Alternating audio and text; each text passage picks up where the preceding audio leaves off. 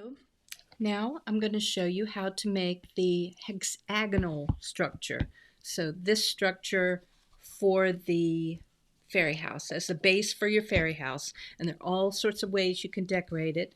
This was my first prototype. It's dogwood blossoms, dogwood flowers, and I just think it's so cute. But this is my first prototype. The next one I'm going to make is with pink dogwood flowers. I think it'll look really good. But let me show you the basic pieces. I think this is all of them. This is going to be the roof on my pink dogwood house. This is the hexagonal base, the six-sided base. I'm using 4 layers of cardboard to make a circle for the bottom. You can use a different base if you want. I just thought this was small enough that I can cut out 4 out of an 8.5 by 11 sheet of cardboard. I'm using cardboard, but cardstock works. I just like cardboard better. I like to paint, but you do what you like. And then this is kind of the cap that goes inside the roof piece, and it keeps it in a good shape, and it helps it stay on. If you don't have this little cap, the roof tends to fall off easier. So that's why we have a little cap. So let's construct the main structure. I've already primed this. This was just plain cardboard, and I primed it. I'm going to paint it in a wood grain. Actually, I'm going to paper mache it and show you how to do wood grain, but I'll do that in a different video. Right now, we're just constructing the shapes, the main hexagonal base. So the 2 shapes I'm going to show you today are the circular one and the hexagon one. Okay. And I always use a lot of glue, and it lets me kind of smear it around, and then I think you get a better seal, and I can line it up exactly right. So there we go. And even if it doesn't look exactly right now, I'll let it dry, and I can kind of bend it into shape so that it's a good even shape. It's an even 6-sided shape. All right, that's the base. This is a little harder, and I've pre-painted this one. I was kind of experimenting. I was wondering if the blue would look like sky. So I'm going to cover it with flowers, and I think it's going to look good. There are all these score lines. Pre-fold them before you glue anything together. I forgot to say that here. I'm applying glue. You can use any kind of white glue. This is a pretty thick, quick dry, tacky glue. This one works well for cardboard. You don't need this strong a glue for cardstock. Then I would use like my Barely Art glue, but any kind of white glue will work. Okay, now match up the bottom edge. So sometimes you have to pull it a little bit to match up the bottom edge, and then kind of squeeze it at the top. I sort of leave a bit of a hole at the top so I can add a stem. I like having a little, let me reach and show you. I like having a little stem at the top of the fairy roof. The ones that have removable roofs anyway. I think it looks more fairy-like, more magical. So you can see a little bit of a hole there. And since I'm not going to just hold it on video, I'm going to use a little bit of my painter's tape. There we go. So really, we've got most of it done already. Next, I want to do the little cap thing that helps the top stay on. So this has got 6 score lines. Actually, I guess it's got 7 score lines. Fold along those and fold the little tabs so that they're flexible too. And I'll kind of show you what I think the trick is. So I actually apply a fair amount of glue. Sometimes it's hard to get little tabs to stick down. It kind of frustrates me. So that's one reason I overglue, especially here. Okay, this is the trick. All right, line up one side. The score lines match this distance. So line up one side. and then hold it down and you slide the tabs under. You see, you can kind of hold them down while you slide them under your hexagon shape.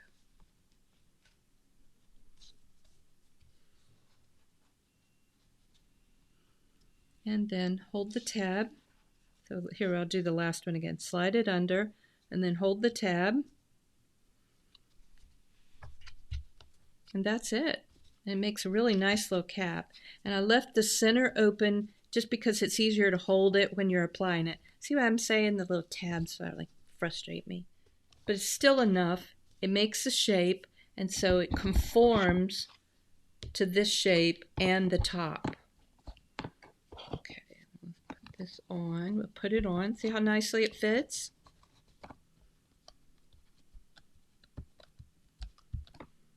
And I glue the top in place. I'll try to make sure it looks like a even six-sided thing, you know, not wonky. And then I put the top on kind of gently so that it's straight, and then I kind of check each side before I glue. All right, so now to glue the cap in place, I apply glue along the edge, and then I just set, oh, let me show you the other thing. Because the cap hangs down, the windows, the smaller distance goes at the bottom. So the taller goes at the top because the cap is gonna, the roof is gonna hang over. Okay, let's make sure we got a hexagon even. Pick it up. Apply it. Let's try to match up seams in the back. So the glue seam for this is near the glue seam. Not that it matters because you're going to take it off. I just try to set it down lightly. And then I pick it up. I can't really show you this.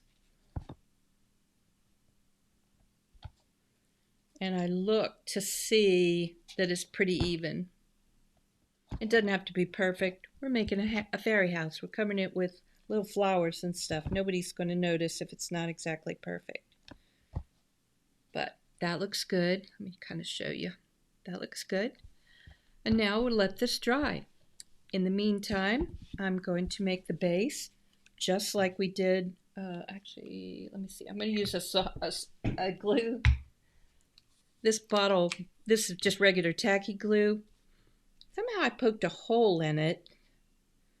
So I taped it with duct tape and it's held. It's been good for like months. It's kind of amazing. But I'm trying to use this glue up. And then I'll put a layer on top and I smear it around because you want the glue to adhere all the way around. You want it on the edges. So I just kind of smear it. That's one reason I use a lot. So I have some room to maneuver. And I use 4 layers. You don't have to do that many. I just like things sturdy. Also, I take photos with them, but honestly, if you're going to give them to kids, because kids just love stuff like this, it doesn't hurt to overdo it. And when I actually made some with my cousins, my little cousins, actually first cousins once removed, so they were my cousins' kids, and they were age ranges from 4 to 14. And we sat down and painted a bunch of them together, and they just had a blast. And it wasn't hard, but I had the structures pre-made and pre-primed. So basically, they painted the colors they liked and added flowers and decorations that, you know, that appealed to them. And each one was very different, but they were adorable, and it was really fun doing that kind of craft with kids. But I think it's easier if you construct the base structure before you get the kids involved in the craft. Older kids might like to construct it, but I figured with that age range, 4 kids, 14 to 4, he was almost 5, it just made sense to have the buildings all built. This is the base. Okay, the other thing, I haven't I don't have it with me, but because I want this to go down I want it to be straight. I don't want it to be wonky when I glue it down. I've got a template that you can glue on the inside. It's smaller than this structure so that it fits, but it helps you maintain a hexagon shape, so it also matches the roof piece too. That is the hexagon structure for the fairy houses. Let me just show you real quickly how to glue the base, the hexagon base, to whatever cardboard base you're going to use. And I said I made some hexagons that are just smaller than the base, than the hexagon portion. And I'm going to glue two together.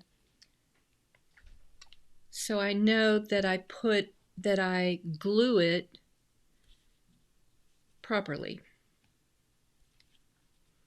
Okay, so I'm just going to center this little hexagon form onto my circular cardboard base. Could be cardstock. And this is really just a guide to make sure. Now, if you don't want it centered, say you want to have a little walkway or something, you could set it off to the side, but I'm just going to center it for this example. And I hope you can see how so that way I don't glue it wonky. That I glue it in a true hexagon shape. Even though this is smaller, it still guides me. Now, remember to put the windows are not in the middle. They're a little lower because the roof hangs over. So this is the bottom side with the shorter distance to the window. And I apply a bead of glue to the bottom. And I use 2 layers of cardboard just to be a better guide. But again, if you use cardstock, it really, even as a visual guide, it works. Even though you don't have a thick piece of material down there. Okay, let's center it. Let me check without sticking my head in the video. There we go. See, that looks good. And that makes it easier for the top to fit on too. Yeah, watch. Maybe. There. Makes it easier to just set the top on. And that is the purpose of the solid hexagon on your pattern. Now I'm going to show you how to add the little stem to the roof of the fairy house. I've already cut pieces of, this is actually called stem wire. I got it at the hobby store.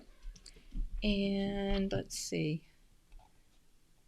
I'm going to put it down in that little hole. I actually kind of measure how much I want to go down in there. And then eventually I'll squirt it with hot glue. And let's see, this may be too much, but we'll see. And I coil it around. You can see I'm left-handed and a little clumsy. Coil it around, needle nose pliers, down to the place that I've marked. Slide it off. Then I usually bend it there. And then we'll put it through here.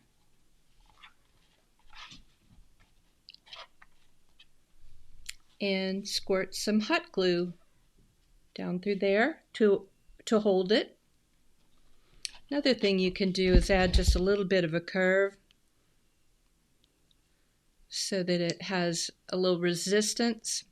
It just won't pull out as easy if your hot glue gives up. See, it's got a little resistance. So hot glue down there. And then we've got our little stem done. Okay, this is the circular fairy house, kind of the basic structure, and it's really flexible. You can make a ton of different things, but this is just one example, and I'm going to show you the pieces involved. This is the basic structure, kind of the tree trunk in effect. This is the leafy top, the roof. This is the cap that helps the roof stay on. Now you can glue the roof to the structure if you want, but I just think it's kind of fun to have it where you could take the roof off and you could put like a tea light inside or a little treat or something. Okay, I've made this one out of 110-pound cardstock. So whenever I try to bend cardstock like this, I usually kind of pre-bend it. I sort of bend the fibers just a little bit so I can curve it into a circle much easier without forming a crease, without, making it have a seam, have straight edge. So when I made it out of cardboard, let me see, this is a cardboard base. I actually squirt it with a little water so it'll end up being much more pliable. And the way you match it up is this edge goes just to the window. So you can see the window here, and you just kind of line it up with the window.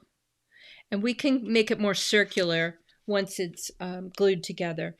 Since I'm using cardstock, I'm using a lighter weight glue. This is Barely Art glue. You can use tacky glue. You can actually use any white glue. The only difference is sometimes they have less resin in them.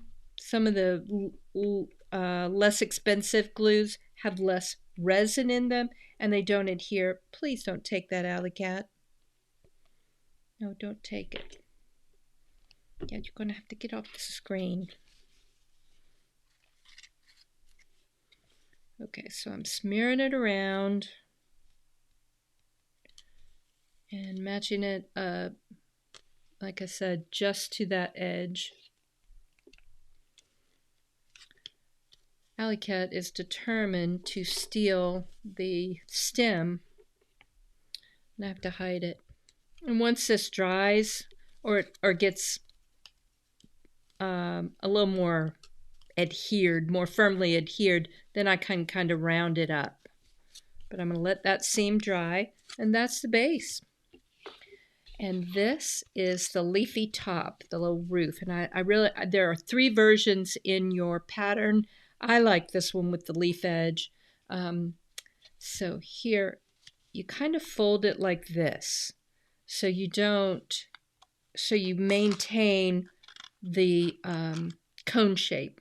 All right, there are 2 little cut lines. Let me see if you can see them. One here and one here. And those are just to help you line it up. They are not fold lines.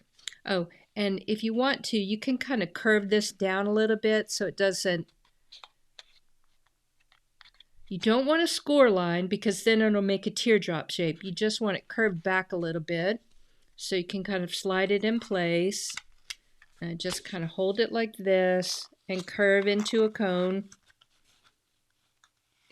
And there. Okay, now we have to undo it and apply the glue. So I'm applying glue along this line where the 2 little cuts are. They're not score lines. They're guidelines. I tried to make it simpler so you didn't have to draw them there. You just, your machine cuts them automatically so you know where to apply the glue. Okay, let's see. Curve into the cone. Smear it around. Try to get it to adhere. And truthfully, it's hard to get it to be perfect. This is actually 110-pound cardstock. If you use 65-pound cardstock, the roof is actually easier to make. I am going to pull out my trusty tape. It's probably going to pop open the minute I do, but we'll try to hurry. Boop! There. It didn't completely come undone.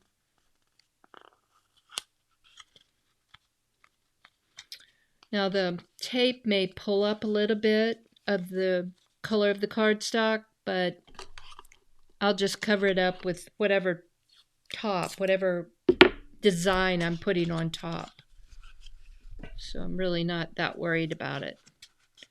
And I've still left, let me move kitty hair, I've still left kind of a little open area in the top so I can put in the stem that Alley Cat was trying to steal. So basically I just slide it in there and leave enough so, okay. And then it's hard to glue with just regular glue, so I'm going to, this is actually one of the few times I actually use hot glue. Okay, I think my glue gun is hot enough. So I'm basically just going to squirt a bunch of glue down there to adhere the stem. Try not to burn myself. That's one reason I'm not a big fan of hot glue. And then sometimes I'll just put it in the little base and let the glue harden.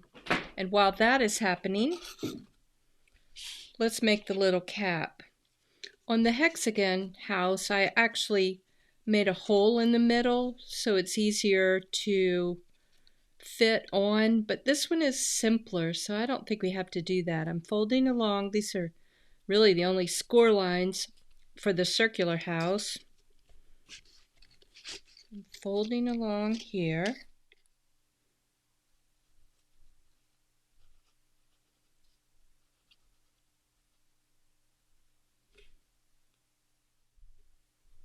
Now I've got got the glue to all my little tabs. And add some glue on the end. So the trick is sliding it under. I really should have curved it a little more before I applied glue. Okay, just slide it under.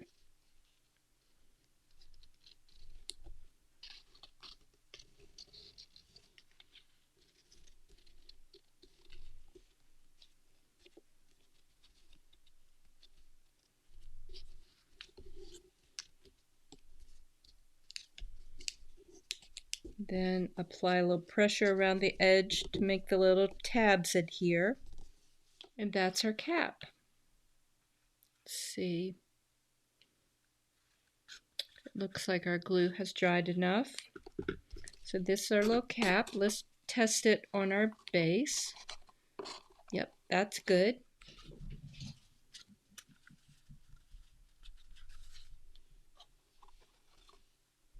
So the trick is to put it on so that the the hat is not, and the windows are not exactly centered in the piece because of the overhang of the roof. So make sure the windows are on the lower half, not, you don't want the roof to cover up your windows.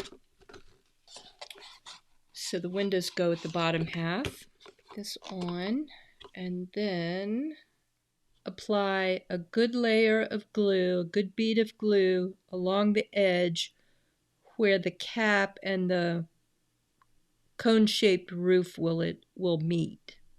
I'm going to put my cap on the little fairy house base, the little tree stump, and just kind of gently put this down, and I'm trying to look and make sure it's level. That looks good. Now you add different decorations and stuff. You can do that. You could do it before, but I really wanted just to show you the structure this time. All right, so those are our first houses, the this kind of cone-shaped one and the hexagonal one. I know you're going to have fun decorating them with all the options we've got for you in the Fairy House Challenge.